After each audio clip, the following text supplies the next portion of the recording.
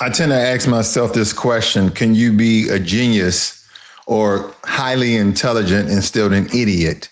What? And I always come with the conclusion of absolutely.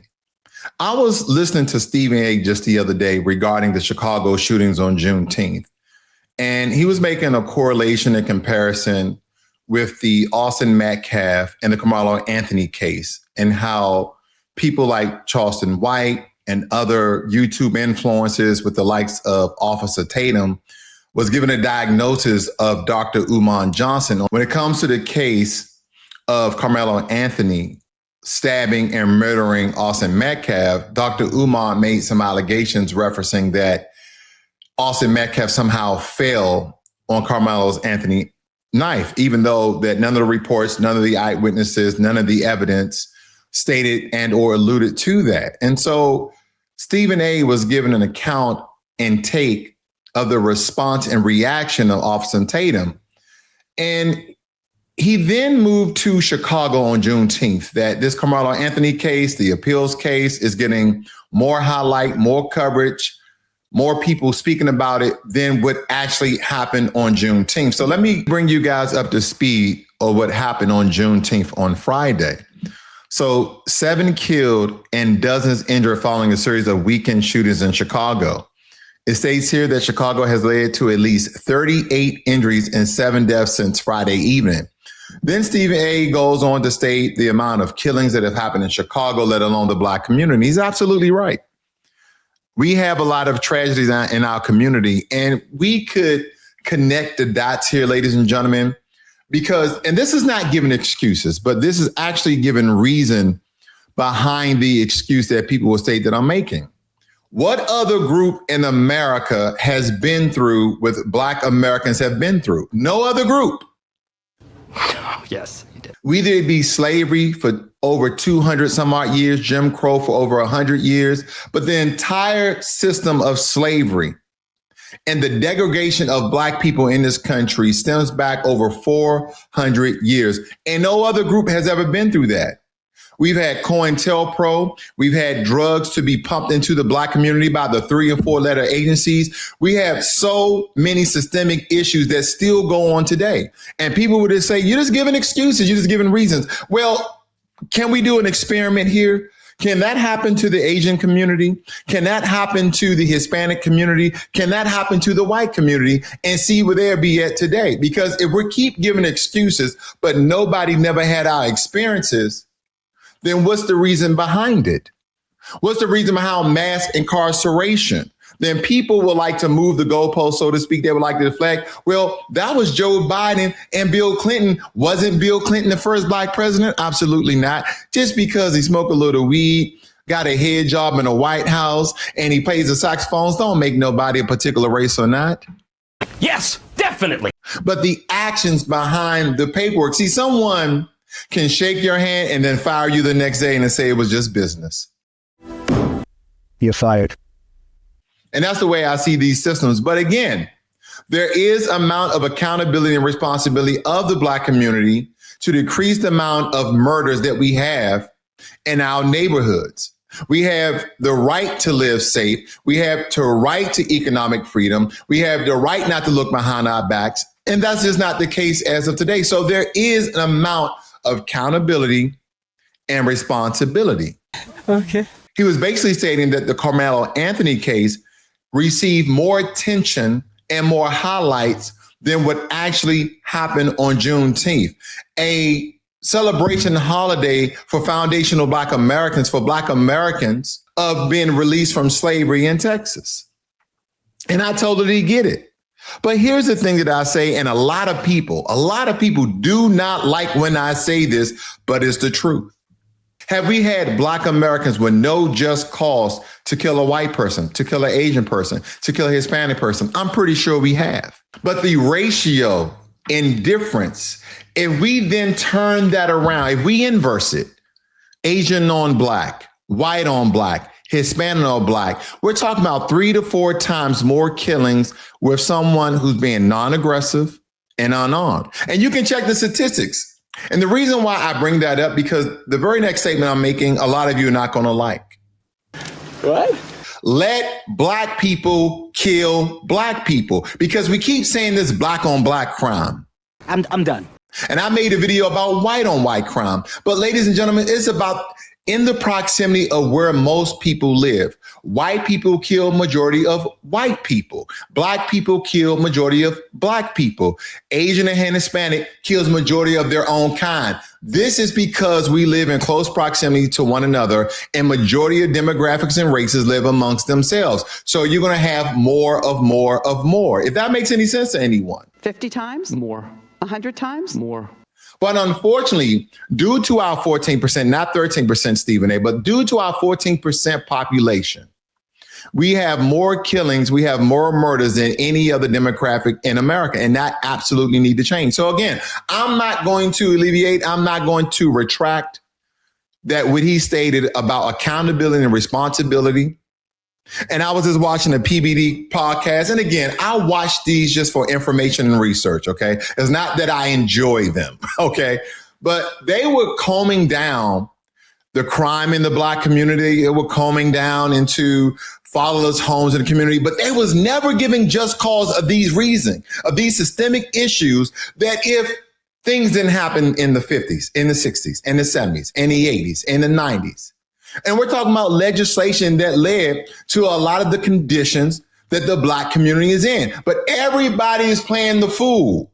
Everybody has selective memory. Because again, when I look at all the different communities in this country, whether it be the Jewish community, the white community, the Asian community, the Pacific Islander community, the Hispanic community, the Native American community, what demographic, what ethnic, what group of people have been through what we have been through in this country? None of them.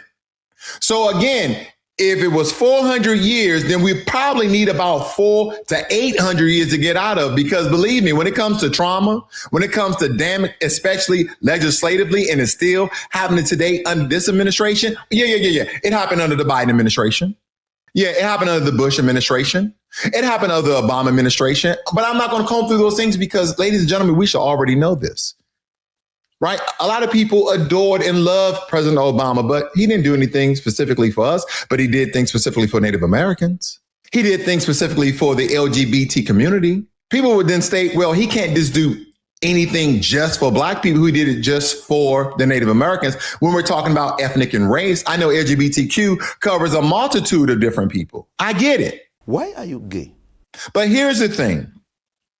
Everybody keeps talking about black on black crime as if none of these other communities have the same thing. Yes, we do lead in murders when it comes to demographics. We do. Absolutely despicable. And I hate that when I go back home to Southeast DC, yes, I have to watch my back because we're not doing so well economically. I want you guys to think about systemic issues that have prevented Black American men, Black American women from going to college, obtaining a job, paying off loans, because all those things are accumulative and all those things need to be injected into these conversations instead of just saying they should go in Chicago and crack down on crime. The only thing you're going to do is have mass incarcerations, because the reason why some of these people are in the street jobs that they have, I just say they would either be streetwalkers, selling drugs, whatever it may be, is because of the systemic issues that prevent them from going to college, obtaining a loan to pay for college, and getting a suitable job for themselves and or the family they possibly made. That call was perfect. Now I want you to think about what I'm about to get into, because I want you guys to picture a Walmart parking lot in a small town in North Mississippi on a Sunday afternoon. Very ordinary cars, carts, families, and inside one silver sedan and a car seat is a 1-year-old baby boy named Kohen Kartier Wiley. 1-year-old, barely walking. And by the end of that afternoon, that baby is gone, shot by the police gunfire that went into the car he was riding in. And here's the thing, ladies and gentlemen, this is why I was pointing out some of the despicable nature that's in our environments, in our neighborhoods, in our community, and the systemic issues behind them, to bring forward that if Black people are killing Black people at an exorbitant rate, at a very outrageous rate, then guess what? We don't need any damn help from any other demographic. We don't need Hispanic killing us. We don't need whites killing us. And we sure don't need the people who took a freaking oath to protect and serve. Because the only protection that we get is from ourselves. And that's not even that good. And the serving part is the police officers serving us bullets and caskets. That's the only thing, ladies and gentlemen. You see what I'm getting at? Because you may not like what I'm saying, but it's the truth. If we're killing ourselves 3 times more so than any other demographic and race and ethnic group in America, do you think we need any damn help from the police? Do you think we need any damn help from any other race? Absolutely not. Yes, we're going to be an endangered species if this does not change. See, here's my thing. Are we killing Black people more so than other races killing us? Possibly so. Absolutely. The statistics actually show that and prove that.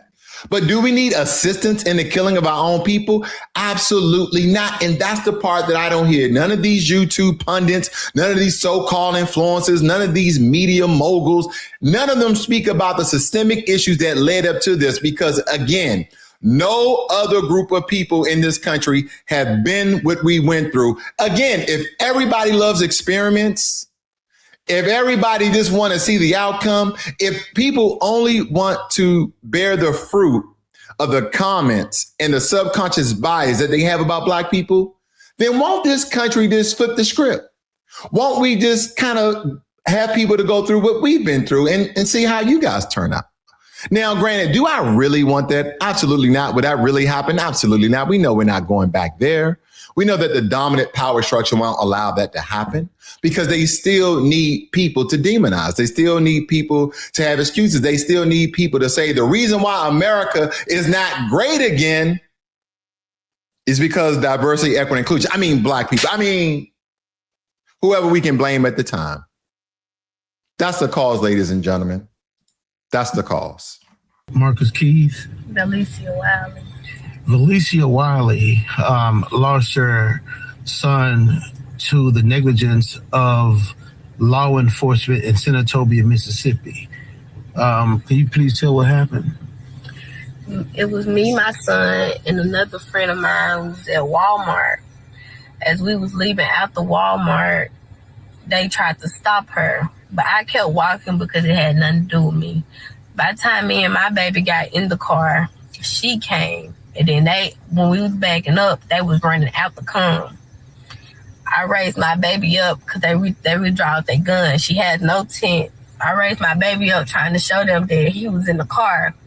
So she was backing up and she hit a car as I was opening the door, so the door flew back in. By the time I sat my baby down, it was like 3 to 4 shots. One of the shots hit him in his rib cage, and the other shots hit her in her arm and her thigh. And we left and went to Senatobia hospital where he was pronounced dead at the scene. And they told me I wasn't going to be able to see him until he get back from Jackson. She got airlifted, and the police told me I couldn't leave out the hospital until somewhere I couldn't leave out, couldn't nobody come in. But I ended up walking out. And the crowd was questioning them, asking them what happened. They was like, she was shoplifting. But the passenger, it was me. They wasn't talking about me. They was talking about the driver. But on the little, what's it called, self-checkout, they can see, it's cameras, they can see when she got the diapers and walked out. But yeah, they tried to say that she forcefully was trying to drive and hit them, but they was all on the right side, and she was driving towards the left. They just personally just shot in the car. Did they try to charge you with anything? No, they didn't charge me. They ain't charged me with nothing. They just let me go. The classic police statements that someone was trying to run them off and use a vehicle as a weapon. There was a 1-year-old inside of this vehicle over a shoplifting call. A call his family says never even happened. And here's the part that tells you everything about where we are. When the people of that town came out to grieve, the answer they got was riot helmets and tear gas. I want you to sit with that. A baby is dead and the community that came to mourn him got gassed. Lordy, that would be really bad. So we still don't have issues in America when it's dealing with in situations in the Black community. Hypocrisy, my friend. Here's what we know. On Sunday, June 14th, 2026, officers from Senatobia Police Department and the Tate County Sheriff's Department responded to a reported shoplifting at a Walmart in Senatobia, and that's North Mississippi, less than an hour south of Memphis. Now, in the parking lot, the situation ended with the officers finding a silver sedan. Inside that car was a driver, a friend of the family, and 1-year-old Kohen. Now, Kohen was struck in the rib cage. The driver was hit in the arm and the thigh, and the baby was rushed into a hospital in Senatobia and pronounced dead. A 1-year-old child. No. The officer involved was placed on administrative leave by the mayor and the board of the aldermen, and the Mississippi Bureau of Investigation took over the case. Now, the family has retained civil rights attorney, no other than ambulance chaser, the one and only Ben Crump. The name you've heard attached to so many of these cases, which tells you how serious this is. And I want you to hold on to that smallness of it, because the smallness is the point. This wasn't a manhunt. This wasn't a shootout with an armed and dangerous suspect the whole city was searching for. This was a Sunday, a Walmart, a parking lot full of regular folks running errands. The kind of place that every single one of us has been 100 times. That's what makes it land so hard for me. Because if it can happen there over that to a baby strapped in the car seat, then the question stops being, what did they do wrong? And starts being, what protects the rest of us? And right now in that parking lot, the honest answer was nothing did. It makes me think about the situation. Someone's going to run a police officer over shoplifting. Is it possible? Anything's possible, but it's highly unlikely, at least in my opinion. Now, here's where you got to slow down and pay attention, because there are two stories on the table and they do not match. They don't match at all. The Mississippi Bureau of Investigation says officers fired into the vehicle after the driver drove towards them. That's the official version. The car was a threat, so they shot. But the baby's mother, Ms. Wiley, tells it completely different. In a video released by attorney Ben Crump, she says that the driver was not driving towards the officers at all. Huh? What? Her words, the officers were all on the right side of the car and the driver was moving towards the left side of the car away from them. And she flatly denies there was any shoplifting to begin with. Yeah, what was shoplift? What's the item, the reason why the police was there in the first place? So which is it? Was that car a weapon aimed at officers, or was it a vehicle moving away while officers fired into it with a baby strapped in the back seat? Family, I cannot tell you which version is true. I mean, my God. And I'm not going to pretend that I can't. That's exactly why this matters, because there is one thing that can settle it.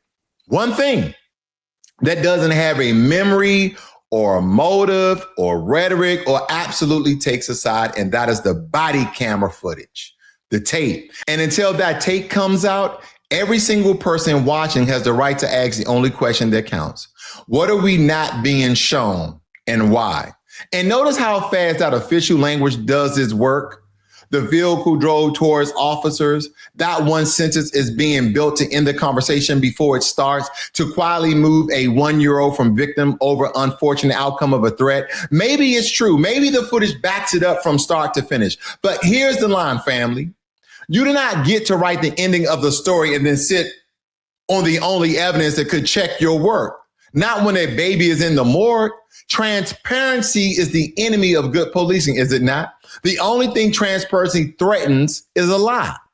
So I want you guys to think about that. Here's another thing I've been thinking about for quite some time. Does the police have a software or a software system or interface that they upload their videotapes to that can alter the video with AI? Right? First, AI is being used to zoom in and pixelate so you can see it a lot better, maybe in 1K, 2K, 3K, 4. So there's a lot more clarity. But even in that technology, do they have the editing power to change if that vehicle was going left or going right and vice versa?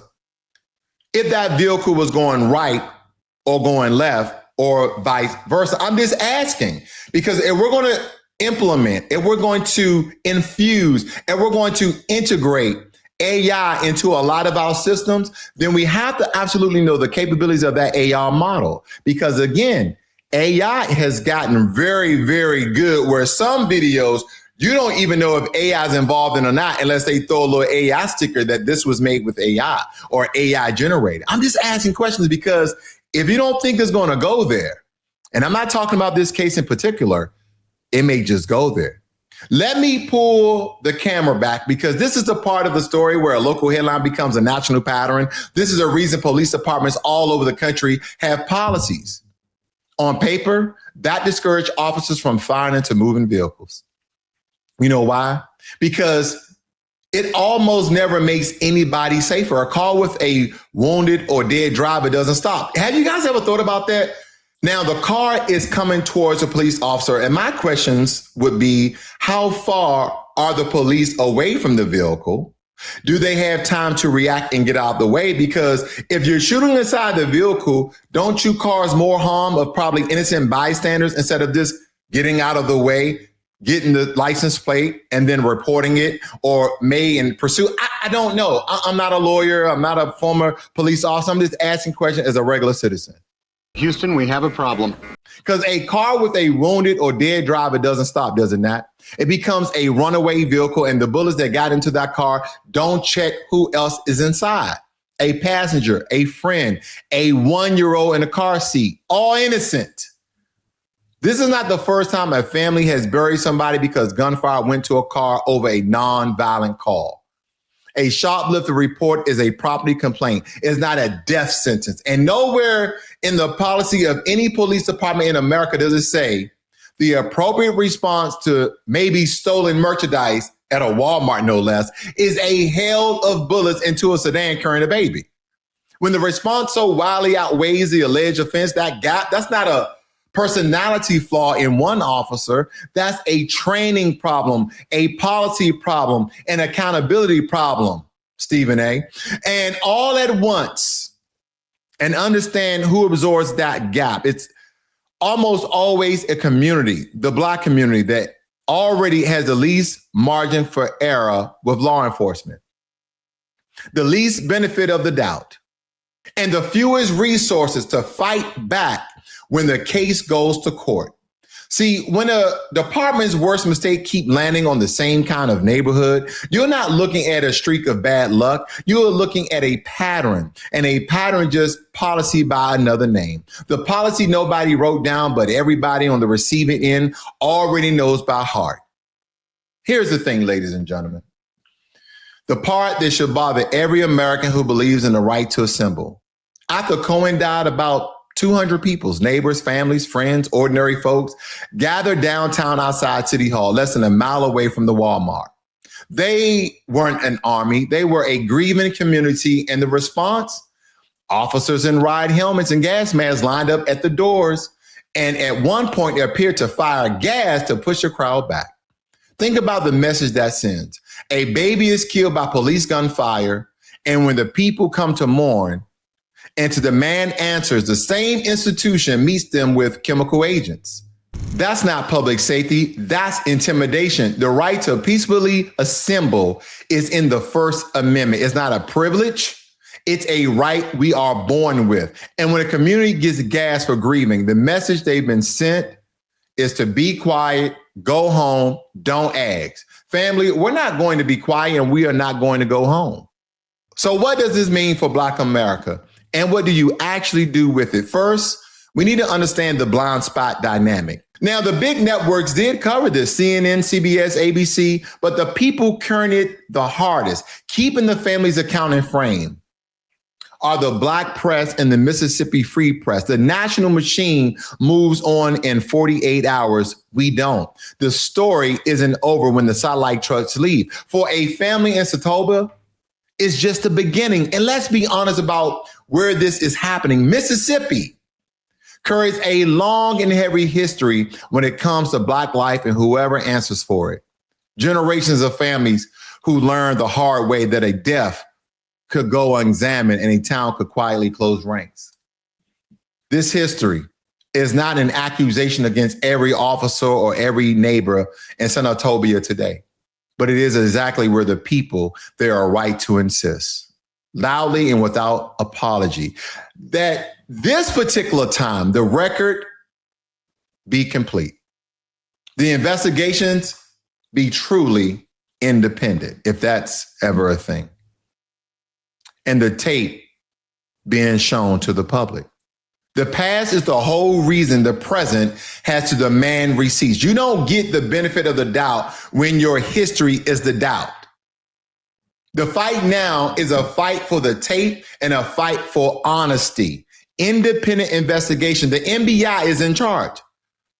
Watch whether their findings line up with the family's account or the department's, and watch whether the body cam footage is released to the public or buried in a drawer. Transparency isn't a favor in a case where a 1-year-old is dead. It's the bare minimum. This is why we point you to the resources every single night, every single day, knowing your rights when you're stopped, knowing how to demand footage, knowing the accountability data on your local department. That's not paranoia, that's power. The most dangerous thing to a system that wants you quiet is a community that knows exactly what is owed. So here's the big picture. A 1-year-old child is dead. 2 stories don't match. A tape is sitting somewhere that could tell the truth. And a grieving town got tear gas for asking. These stories may look like isolated local tragedies, but they are all connected by one power. Who has it, who abuses it, who gets protected, and who pays the price. Say his name, Kohen Wiley. And let's keep watching this one until the tape drops, whenever it does.